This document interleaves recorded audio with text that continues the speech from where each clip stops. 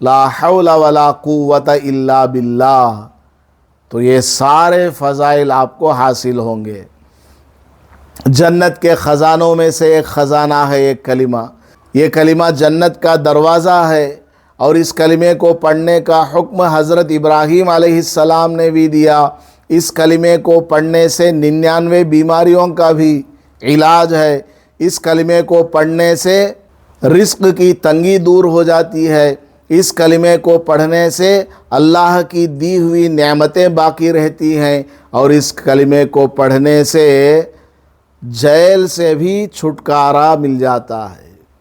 کتنے سارے فضائل ہیں، معمولی سا کلمہ ہے، لا حول ولا قوت الا باللہ۔ اور سب سے بڑی فضیلت کیا؟